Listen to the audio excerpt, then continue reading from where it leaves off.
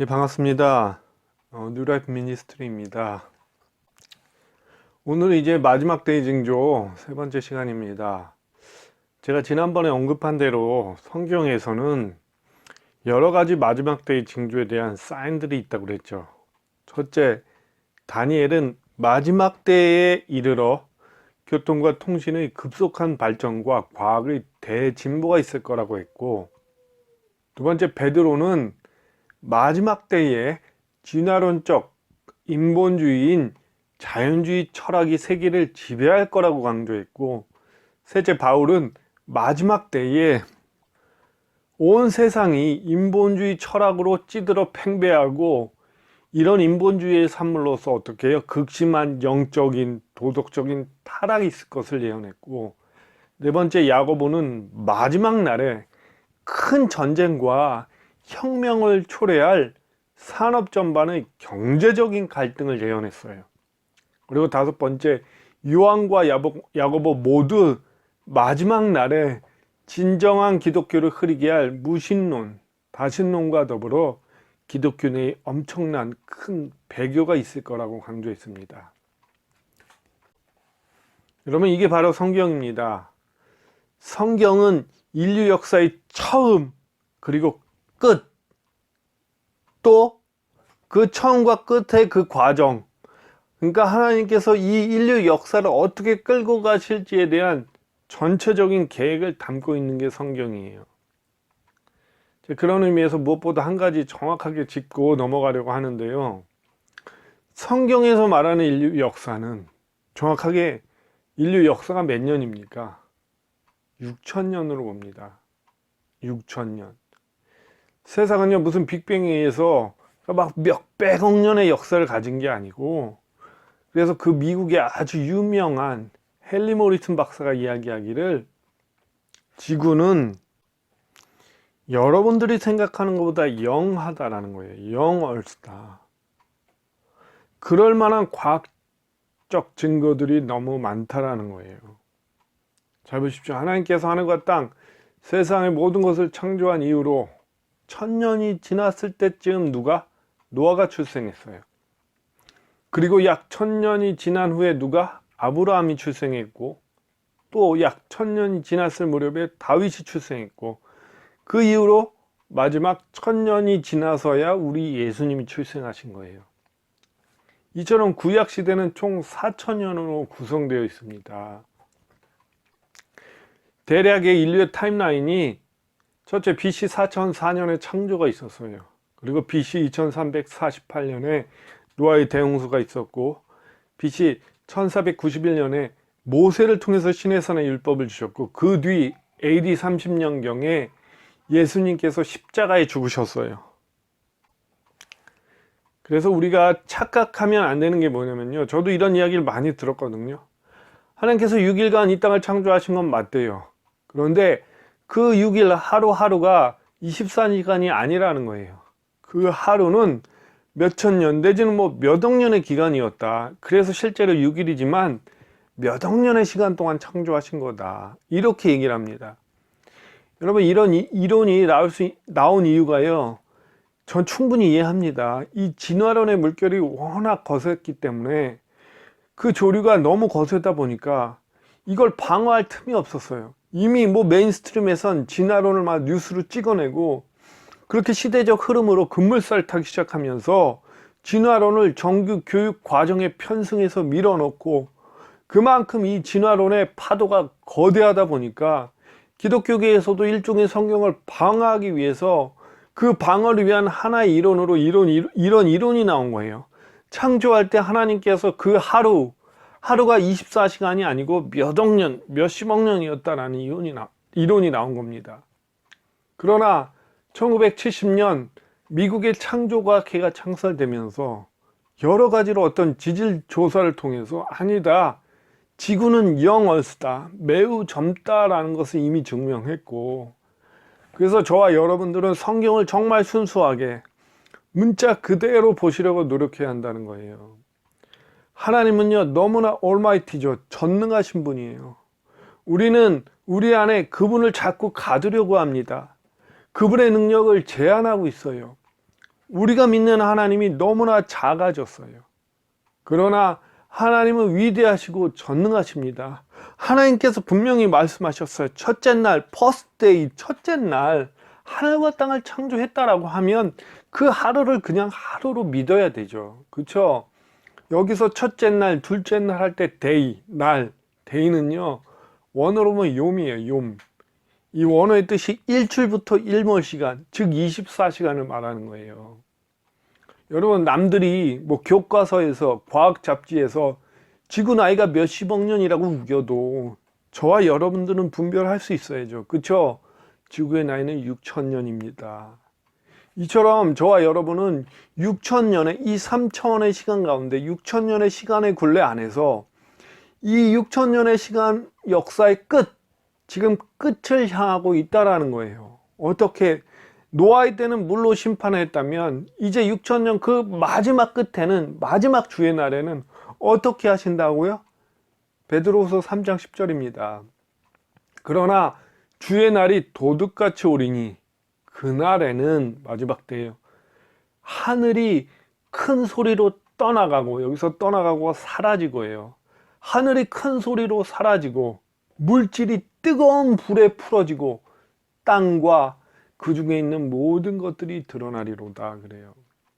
여러분, 하늘과 땅이 큰 소리로 사라지면서 뜨거운 불이 풀어지고 그렇게 모든 일이 드러난 다음에 그럼 어떻게 됩니까? 우리가 14절 보십시오.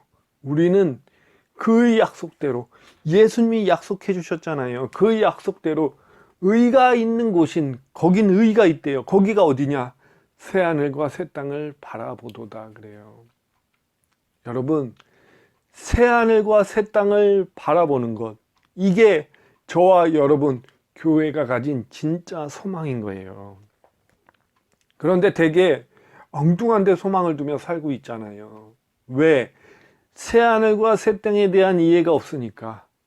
예수님께서 분명하게 다시 오셔서 내가 킹덤을 세울 것이다, 이 핵심이 빠져버리니까, 재림신앙이 희미해지니까 교회를 다닌다면서도 몇십 년 뼈가 으스러져라 그렇게 교회에서 봉사를 했다면서도 밤낮 현실에 매몰되어 있는 거 아니겠습니까? 여러분, 그 증거가 뭐예요? 믿음을 이용해서, 기도를 도용해서 여전히 세상에서의 번영과 형통을 쌓아 올리려고 안간힘을 쓰고 있잖아요. 여러분, 환호하는 대상, 우러러보는 대상을 보면 다 그들의 내면이 드러나지 않습니까? 지금 보십시오. 아파트 몇 평수가 늘어나면 열광하고 환호하고 있잖아요. 성경에서는 끊임없이 낮아지라고 했는데 모두가 어떻게 합니까? 세상에서 어떻게 조금이라도 더 높아지고 더 높이 올라가려고 불철주야 그냥 오직 높아지기 위해서 얼마나 그 목에 핏대를 세워가면서 서로 고함을 치고 싸우고 속이고 뭐 상도도 천륜도 다 버려버리고 있지 않습니까? 누가? 예수를 믿는 사람들이. 여러분, 세상은 분명히 나이가 없어진다고 했어요. 하늘과 땅은 큰 소리로 사라지고 뜨거운 불이 풀어진다고 했음에도 불구하고 그게 대체 무슨 소리냐? 개똥밭에 굴러도 이승이 좋다라는 마인드로 어금없이 교회에 와서 여전히 목놓아 세상 복 좀, 대박 좀 듬뿍 부어달라고 열심히 모아줘 교회에 와서 주문을 외워대며 밤낮 빌고 있다라는 겁니다. 여러분들도 잘 아시죠? 그건 아무리 해도 기도가 아니에요. 그렇죠? 왜? 그 기도 안에는 하나님의 마음이 없습니다. 그건 그냥 교회에 와서 주문 외우고 있는 거예요. 공연불. 잘 보세요. 예수님께서 다시 오신다. 이 다시 오신다는, 그렇게 그분에 대한 갈망이 커지면 커질수록 예수님께서 직접 통치하시고 다스리시는 새하늘과 새 땅에 대한 소망이 확실해지는 거예요. 예수님에 대한 갈망이 커질수록. 그러니까 예수님과 친밀해지면 친밀해질수록 교회 안에서 외치고 있는 주문이 얼마나 공허하고 한심하기 짝이 없는 일인지 깨달아지게 되어지는 거 아니겠습니까? 거듭합니다. 여러분, 지금 저와 여러분이 발을 딛고 있는 이 땅은요, 잠시 임시로 만들어진 가건물이에요. 가건물은요, 진짜가 오면 철거가 불가피한 겁니다. 지금 성경에서는 이런 사실을 거듭 강조하고 있다라는 거예요. 그런데 왜 우리가 여전히 가건물에 목을 메고 있습니까? 왜 그럴까요? 새하늘과 새 땅이란 소망을, 진짜 그것이 소망이라는 것을, 그 소망 대신 예수 그리스도께서 도래한다는 사실을요, 교회에서 잘 안 가르쳐 주거든요. 아마도 킹덤, 이 왕국, 이 여호와의 증인들이 왕국이란 이 단어를 많이 망가뜨려 놨는데, 이 천년 왕국, 밀레니엄 킹덤이란 단어를 몇십 년 교회 다녀도 거의 못 들어볼 거예요, 아마. 그렇죠? 들어보기 힘들 겁니다. 왜? 그런 설교는 별로 인기가 없거든요. 피드백이 없어요. 교인들이 환호하질 않아요. 아니, 내 코가 석자인데, 나 먹고 살기 바쁜데 뭔 밀레니엄 킹덤 타령이냐. 다 교회 떨어져 나갑니다. 그러니까 밤낮 어떻게 합니까? 현실에서 어떻게 잘 먹고 잘 사냐 이 궁리하면서 그냥 번영으로 가득 찬 설교, 기도하면 대박 난다, 하나님이 다 풀어준다, 무슨 재앙이 떠나간다, 질병이 떠나간다, 이런 번영 신학이 득세하고 있는 겁니다. 그리고 그런 메시지를 열심히 선포해야만 부응하는, 여러분, 진리된 이 성경의 큰 줄기가 온데간데 없이 사라지고, 그렇게 복음의 의미, 기도의 의미, 십자가의 의미가 세상 복에 납작하게 눌려버렸어요. 그렇게 본질이 완전히 퇴색되었다는 겁니다. 그러니까 여전히 교회에 와서 물 떠놓고 비는 이 치성을 드리는, 마치 예수님을 심부름센터 직원 정도로 그냥 실컷 어떻게든 부려먹으려고. 여러분, 이런 재앙이 지금 교회의 현 주소 아니겠습니까? 그런데 여러분, 남 탓할 거 하나 없어요. 저와 여러분의 삶을 먼저 돌아보고 회개해야 합니다. 결국 영원할 것 같지만, 영원할 것 같은 이 세상은요, 다 드러날 겁니다. 그리고 그렇게 옛 하늘과 옛 땅이 되어져 버리고 하나님의 맹렬한 심판 가운데 사라지고, 그 후에 엄청난, 우리가 상상할 수도 경험해 볼 수도 없었던 시간과 공간과 감각과 이 모든 것에 제한을 받지 않는 완전히, 그러니까 디멘션, 차원이 다른 영원이라는 시간 개념을 가지고 누가? 예수님께서 직접 통치하시고 다스리시는 그 킹덤의 실현을 위해서, 그 약속의 성취를 위해서 예수 그리스도께서 다가오고 계신다는 거예요. 요한일서 2장 28절에 보십시오. 뭐라고 언급하는지. 자녀들아, 이제 그 안에 거하라. 그의 안에 거하라. 예수님 안에 거하래요. 왜? 이는 주께서 나타나신 바 되면, 그가 강림하실 때 주께서 나타나신대요. 그렇게 강림하신대요. 이게 초림입니까? 재림입니까? 재림을 얘기하고 있잖아요. 재림. 우리로 담대함을 얻어 그 앞에 부끄럽지 않게 하려 함이라. 여러분, 제가 거듭 강조하는 게 이겁니다. 성경은 나를 위해 존재하는 책이 아니라는 거예요. 여러분, 코끼리가 있는데 누구는 달을 만지고 있으면 이거 기둥 같네. 누구는 귀를 만지고 있고, 누구는 코를 만지고 있고, 그러면은 그게 코끼리인 거를 모르는 것처럼, 성경을 자기가 관심 있는 부분만 취사 선택해서 읽고, 이리저리 펴들고 큐티하듯이 성경을 읽어 내려가면요, 그렇게 열심히 또 읽은 구절들, 이리저리 펴서 열심히 읽은 구절들을 오로지 나에게 적용하기 바쁘면요, 불행하게도 큰 오류에 빠질 수 있다는 거예요. 물론 그 성경 구절을 나에게 적용해서 내가 예수님의 이름으로 구원도 받고 또 차츰차츰 성화도 되고, 그렇게 내가 변화돼서 예수 그리스도를 닮아가고, 그리고 더 나아가 어떤 사역을 하고 참 의미가 있어요. 그러나 그건요, 핵심이 아닙니다. 그건요, 전적인 하나님의 은혜일 뿐이지 그게 메인이 될 수 없어요. 왜? 우리가 집중해야 할 핵심은요, 예수 그리스도의 예수 그리스도. 그분 자체가 굿 뉴스라고요. 지금 그 좋은 뉴스, 굿 뉴스 대신 예수 그리스도께서 다시 오고 계신다니까요. 여러분, 이거 말고 더 기쁜 소식이 뭐가 있겠습니까? 그분께서 오셔서 지금 무너지고 망가지고 지금 카오스 완전히 혼란 가운데 빠져 있는 이 세상의 질서를요, 다시 창조 질서대로 회복시키신다는 거예요. 그리고 앞으로 예수님께서 직접 통치하시는 킹덤 오브 헤븐을 만들어 내시겠다는 거예요. 그래서 여러분, 우리가 성경을 읽어 내려갈 때 더 큰 시야와 더 큰 통찰로 그분의 질서를 보고 분별하는 눈이 필요하다라는 거예요. 여러분, 큰 그림을 읽지 못하니까, 큰 그림을 알지 못하니까 굉장히 편협해지는 거예요. 그런 식으로 늘 성경을 마치 퍼즐 한두 조각 정도만 붙들고 그것만 붙들고 신앙을 유지하려다 보니까 도통 내가 이렇게 꼭 쥐고 있는 이 퍼즐 몇 조각으로는요, 죽었다 깨나도 전체 그림을 알 수 없으니까 날이 갈수록 미궁 속으로 계속 빠지는 거예요. 시간이 거듭할수록 어떻게 됩니까? 신앙이 거듭될수록 어떻게 됩니까? 현실과 신앙의 괴리, 이 괴리나는 미궁 때문에 고통스러워하는 거라고요. 그래서 이단들이 신이 난 거예요. 현실과 신앙의 괴리의 그 딜레마를 살살 긁어주면서 어떻게? 일단 내가 들고 있는 이 퍼즐 몇 조각은 잘 끼워 맞춰줘요.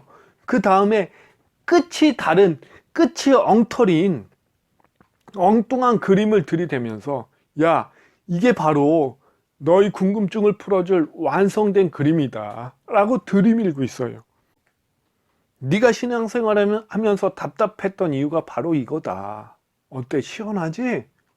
그렇게 눈 뜨고 코 베이는 식으로 지금 우리를 현혹시키고 있다라는 거예요.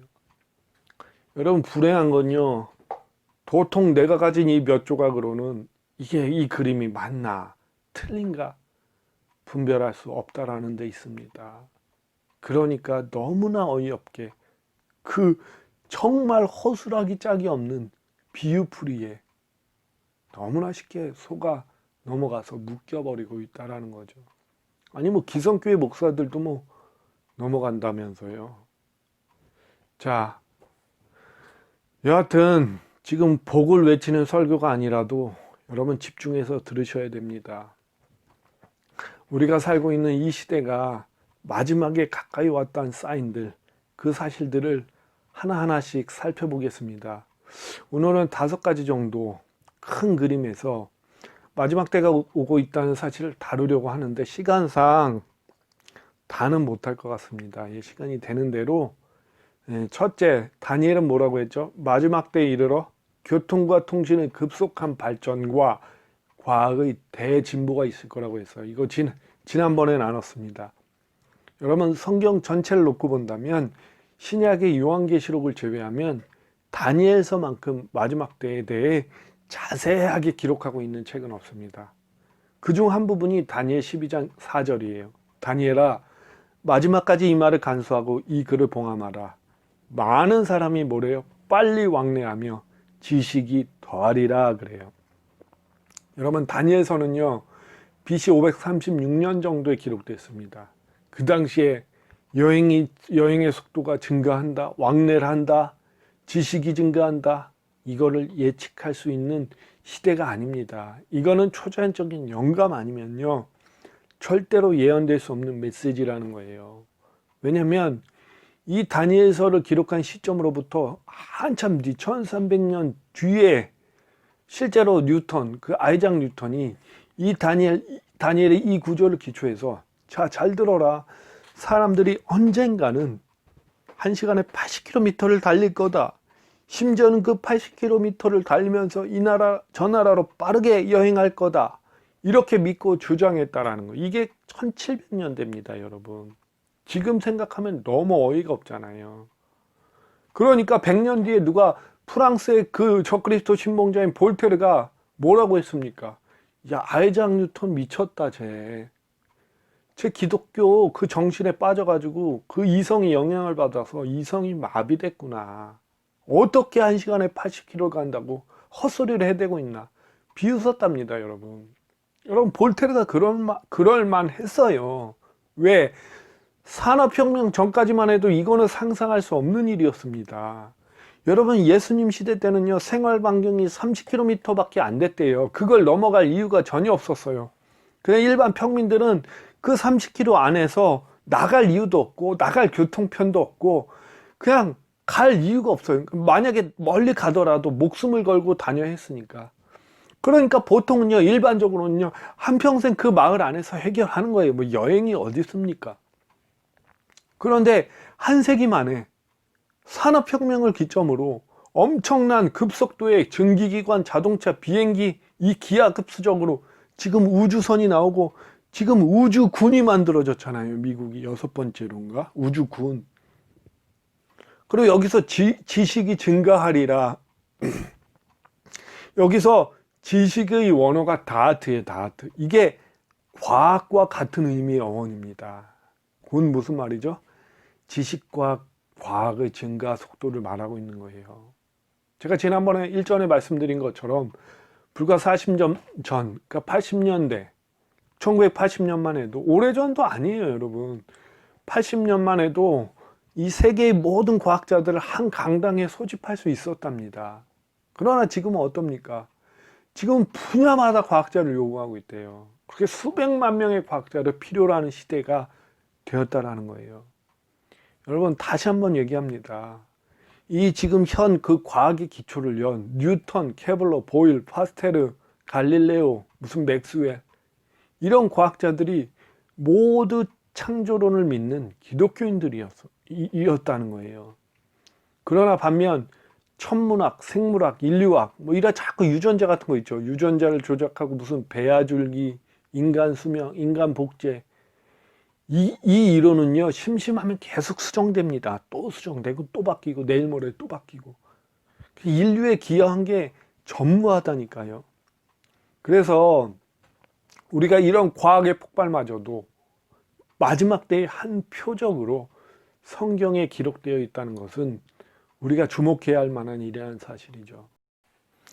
자, 두 번째로 베드로는 마지막 때의 진화론적 인본주의인 자연주의 철학이 이 세계를 지배할 것이라고 말한 것입니다.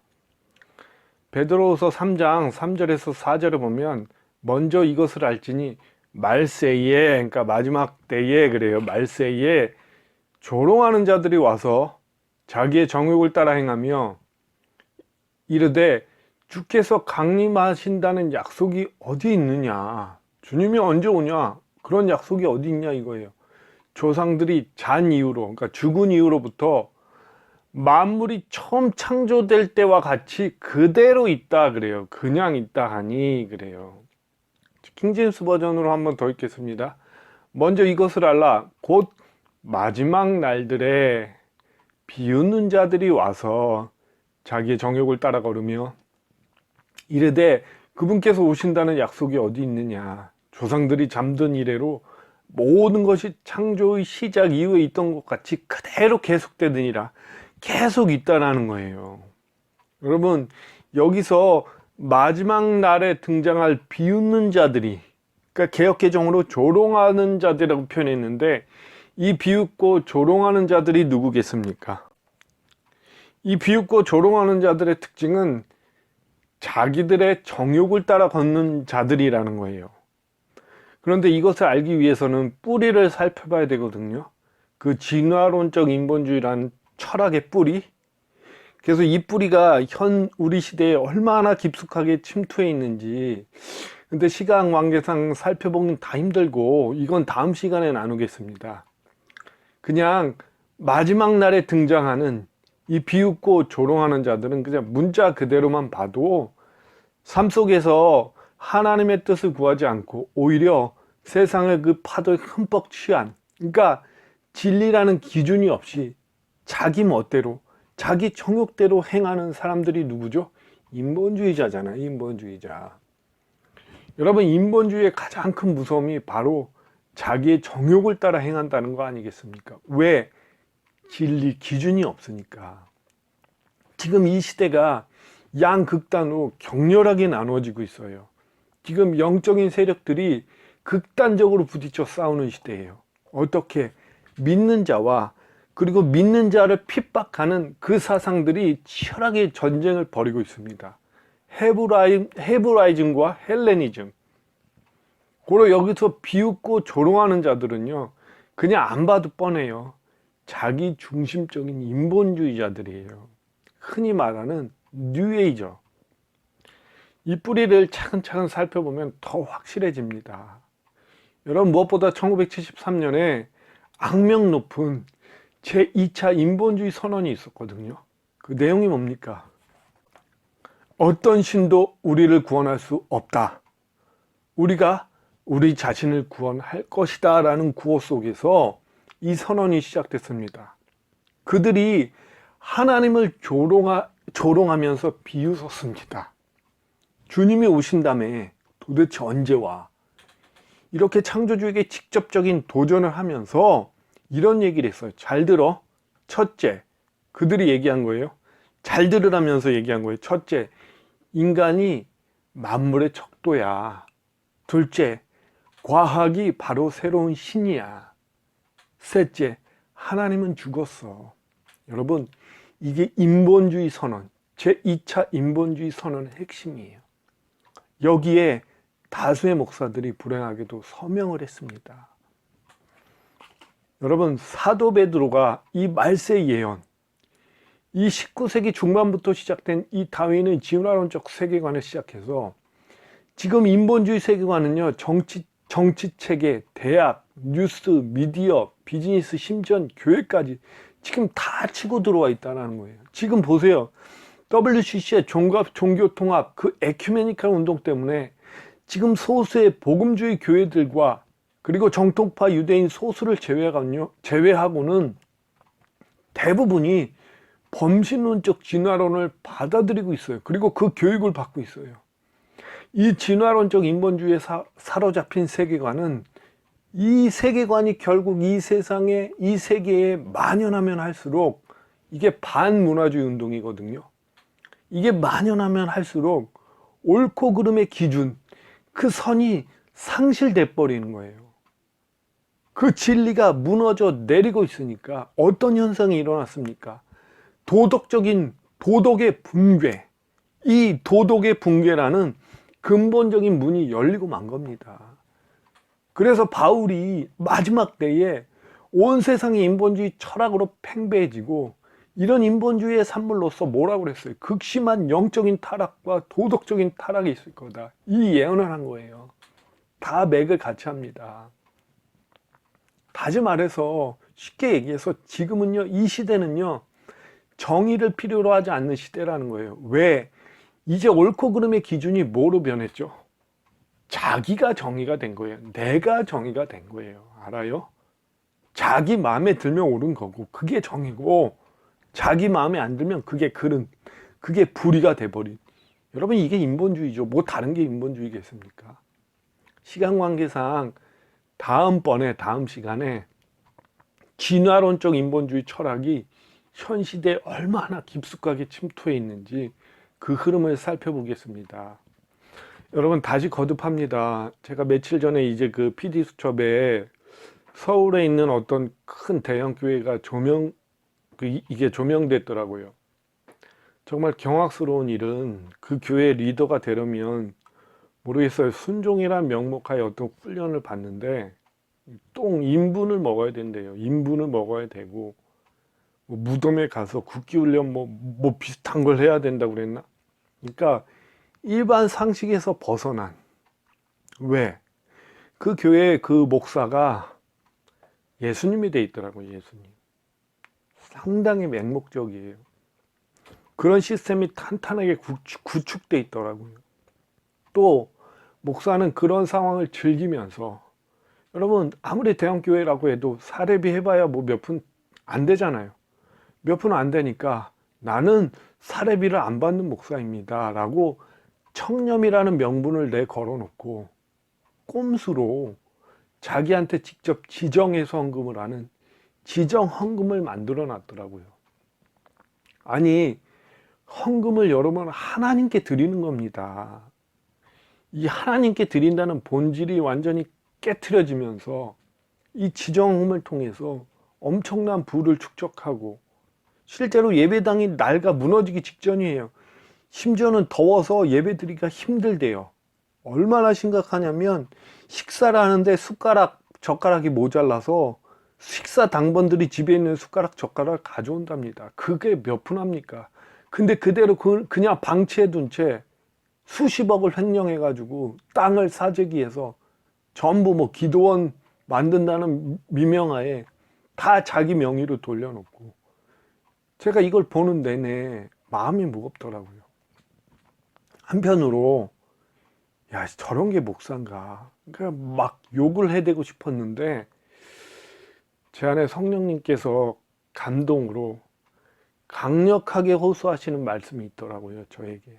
제가 분노하기 전에 성령께서 저에게 말씀하셨어요. 너는 자신 있냐 였어요. 너는 자신 있냐? 네가 저 위치에 저런 팔로워들을 거느리는 저런 상황에 네가 똑같이 처해 있다면 너는 변질되지 않고 내 마음을 시원하게 해줄 자신이 있느냐? 이 질문이었어요. 사실 솔직하게 고백하면요, 저는 제 자신을 신뢰할 수가 없습니다. 그래서 기도했어요. 하나님, 저도 똑같은 죄인입니다. 그래서 죄와 유혹에 쉽게 넘어집니다. 저를 불쌍히 여겨주십시오. 악에서 구원하여 주십시오. 여러분, 욕한다고 한국교회는 변하지 않습니다. 비난한다고 교회가 정화되지 않습니다. 내가 주님 앞에서, 내가 먼저 주님 앞에서 정직하게 서서 내 죄를 먼저 회개하고 나 또한 죄에 넘어질 수밖에 없는 연약한 죄인임을 고백할 때, 그렇게 나 한 사람이라는 회개가 쌓이고 또 쌓이고 또 쌓일 때 무너졌던 교회는 서서히 회복되어질 거라 믿습니다. 무엇보다 여러분, 그리고 또 예수님이 다시 온다는 그 소망이 사라지면 100% 자기 배만 채우게 되어 있습니다. 보십시오. 그래서 저와 여러분, 그리고 목사인 제가 변질되지 않는 유일한 길은 다른 게 아니에요. 새하늘과 새 땅을 이룩하시기 위해 소망 되신 예수님께서 오고 계신다는 사실을 늘 마음속에 기억하면서 내 인생의 소망의 대상이 무엇인지, 그 소망의 대상이 누구인지를 끊임없이 하루하루 쉬지 않고 자문하는 신앙이 필요하다라는 겁니다. 예, 그렇다면 이제 다음번에 그 진화론적 인본주의 철학의 흐름을 좀 더 깊이 있게 살펴보겠습니다. 이상 오늘 세 번째죠. 예, 세 번째 마지막 때의 징조에 대해 마무리하겠습니다. 감사합니다.